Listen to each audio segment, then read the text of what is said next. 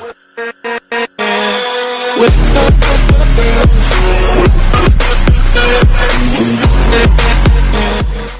up, ladies and gents? I am back again, guys, here. Happy Monday. I'm coming to you guys this time with my review of Black Clover Chapter 264, Stirrings of the Strongest, guys. And this chapter was a lot of negotiation and a lot of talk here, but the dialogue was awesome in this chapter. I really enjoyed it. Puppy playtime, always when the video starts. Mr. Cactus is here to play. Throw that for him. So in this chapter, guys, we get a lot out of Yuno in this chapter. It's been a while since Yuno's been stage front and center for us, guys. So he has a lot of dialogue in this chapter. So we pick up where we left off with the captain's meeting going on here, and Nacht talking to the captains and strategizing and giving them information about the Spade Kingdom. So he starts his chapter off by telling the captains about the 3 triad members. So we've all seen the triad members, but not all the captains are. So we get Venecia. I think her name is Vanica, could be another way to say it, but I like Venecia, sounds more Spanish, and they all look like they're from Spain. So Venecia, and she has cursed, warding, and blood magic. So we're getting explanation of all their powers, like true powers. And then we got Dante. His was the gravity and body magic. And then we get Zenon, and his was the bone magic, and he has spatial magic as well that we got to see. And his bone magic and spatial magic combo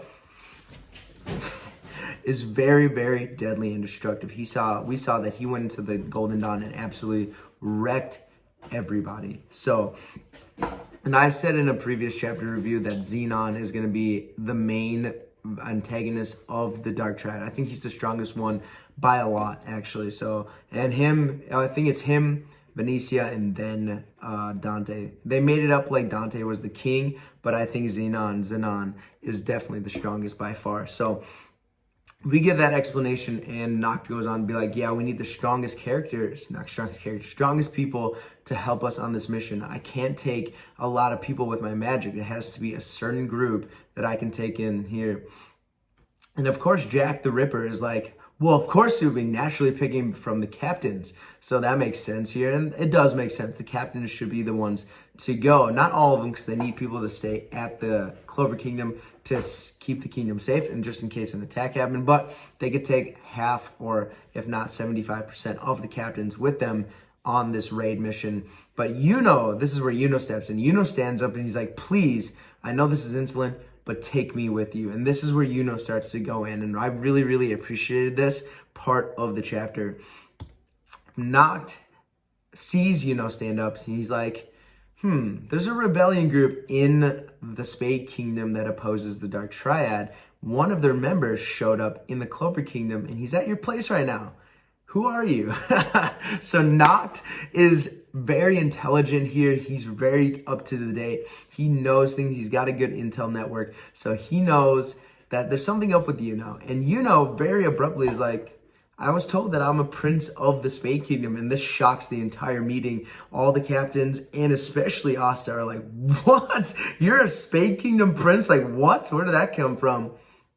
Nozel says, oh, that makes sense. That's, if he's a royal, it makes sense why his magic is so strong and so powerful. So some of the captains are like, oh, that makes sense. It kind of clicked for them. That probably makes sense. If he's a royal, that's why his magic is so strong. He's not just a peasant. So that's crazy to see. And then Yuno goes on to explain what happened. The servant came in, that he was the old servant of the old Spade Kingdom royalty that was kicked out, and he came to kind of save Yuno. But of course, we know Yuno didn't really go with him, and Zenon came and wrecked things. So that's kind of where we left off with that situation. So it was cool to kind of bring that back up, and now all the captains know, and Asta as well. So it's cool to get that little information. I think that'll be important later in this arc as well. So that was cool. So this makes Jack a little weird. Jack is like, if you're a Spade Kingdom prince, that's a little weird. Why should I trust you with this mission at all? And that servant, why would I trust him? Why would I trust his word? Which is reasonable. The Spade Kingdom just wrecked a part of the Clover Kingdom. So I understand why Jack would be suspicious of it. And now that Yuno is a Spade Kingdom prince, it is a little iffy, but we know Yuno's a boss. So whatever, Jack's just a hothead. I would ignore it as well. But this part is interesting. So Yuno steps in and says, the only reason that the Golden Dawn was not eradicated was because of Captain Vengeance. Captain Vengeance, and this is where we dive into a little deeper of what happened in the fight between Vengeance and Zenon. So Vengeance used his tree magic to protect the Golden Dawn members. He wrapped them up in branches while the bones were coming out, and you see like bones piercing his leg and his shoulder, and he's bleeding out everywhere.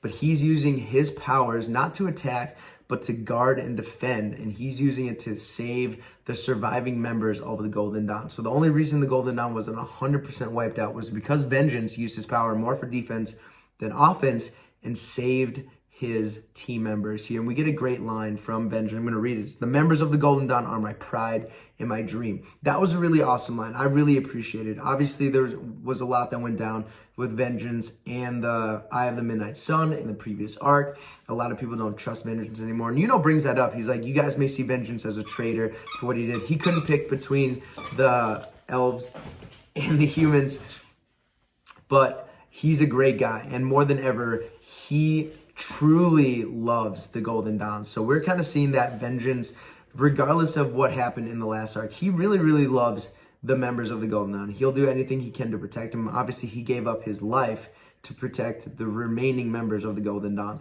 And Yuno sees this, and being the vice captain now, we don't really know how that happened. We just kind of jumped into Yuno being the vice captain.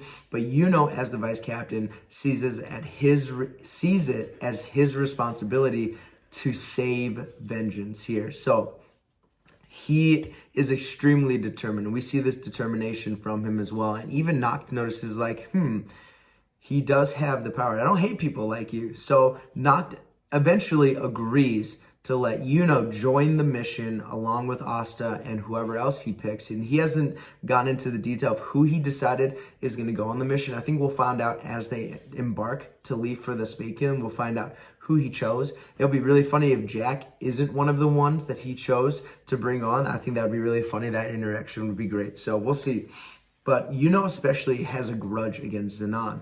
Zenon was the one who came in and messed everybody up. So of course it's natural that Yuno wants to take on Zenon. And I think that would be a great one-on-one fight with Yuno and Zenon, and then Asta can focus on the Devils with Nacht. So I think that would be a great one. Yuno takes on the strongest tribe member, and Asta takes on the Devils, and I think that'd be a good combination. It's good to see them both working together again. I think it's been a while since we've seen Yuno and Asta as a team in the same group here. I know they were both part of that that team that the lady, the female lion. What the heck is her name? Megaleona or something like that. Something like that. Raven, no more playing. Megaleona made them a part of the same team, but we didn't really get to see them fight together. So I hope in this upcoming arc, at the end of this arc, we get to see Yuno and Asta work as a team together. This is going to go away. But so Yuno sees it as his responsibility to save it, and then we see his power start to exude. As he's starting to talk about his mission and his goal to save Captain Vengeance, all this wind in the captain's meeting starts to stir, and we see Slife for a little bit. She's like, you guys all need to be quiet. I'm saving energy. Yuno is tired of losing. So he's not going to lose anymore. Yuno is dedicated to this. His heart is set on finding Vengeance, saving him, and he's not going to let anything hold him back. So really, really appreciate Yuno's determination in this chapter. His fighting spirit is really there as well. God. So I really enjoyed that part of the chapter, and I love it. So Yuno's looking like a badass. Obviously, Nacht sees it in him as well, which is why Nacht allows him or gives him permission to come onto the mission as well. So we'll see. And then at the end of this chapter, Nacht kind of says, I'll send out the details of this later, but we're leaving in 2 days to invade the Spade Kingdom. He's probably going to use his shadow magic to kind of sneak them into the castle. And they said they're going to take on each one separately. They're going to split up and to raid each one. So they'll probably be a 2 or 3-on-1 battle against the Spade Kingdom, which makes sense because the Spade Kingdom with their devil powers are just too strong for one captain. We saw that. Each one took down a captain fairly easily, especially Zenon took out 2 of them. Obviously, Yami was already hurt from his battle with Dante, but he took out Yami pretty quick. And how fast he showed up, his spatial magic is broken because he was right in Yami's grill like that. It was insane. I remember reading that chapter, I was like, damn, like he was right there. And even Yami didn't even see it coming. And Yami's spatial awareness is crazy high. So that was insane. I'm excited to see Zenon more. I'm just going to go back and forth until we figure out what his name is, Zenon more. So I'm really excited about that here. We're starting to get this group figured out. So we'll see who is part of this raid group and who gets left behind. And they go to ask, or Fuego Leon goes like, we should invite the Heart Kingdom for support as well. They'll be a huge help. And obviously that's true because the Heart Kingdom does have some strong magic warriors. But at the end, Charlotte says, hey, we haven't heard from them in a few hours or a few days. I can't remember which one it was. I think he said a few days. And Nacht says that's because they think Venetia attacked the Heart Kingdom. And we saw that she did, and she messed things up, but we never really got to see the result of it. So at the end of this chapter, all of a sudden we see someone opening their eyes, and it's Noelle. Noelle is knocked out somewhere, and in front of her is the Eye of the Midnight Sun members. Here we see Patri, or I think, is it still Patri, or is it Licht? I don't know which one. I can't remember which one it is. We see Fauna, Veto, and Raya. The other guy, the copy magic guy. So those four are standing right in front of us. I don't know if they saved Noelle from death or whatever happened to her, but she wakes up to them. So I'm sure she's probably shocked by that. And she's like, you guys. So we'll see what happens with that. That's an awesome way to end the chapter. The Eye of the Midnight Sun comes to help. That's a huge help because obviously those are very strong magic users here. They would be a huge help to this raid party. Maybe Nacht knows them somehow from undercover work and invited them to help, or they were around the Heart Kingdom and decided to saw what was going on and helped out. So we'll see what the Eye of the Midnight Sun wants here, if they're going to help out or if they're there just to help and kind of train Noelle a little bit to help her into the next fight. So we'll see what that leads up to, guys. But that's my review. I really enjoyed this chapter. Yuno's really stepping up to the plate. He's determined. He's going to find Captain Vengeance.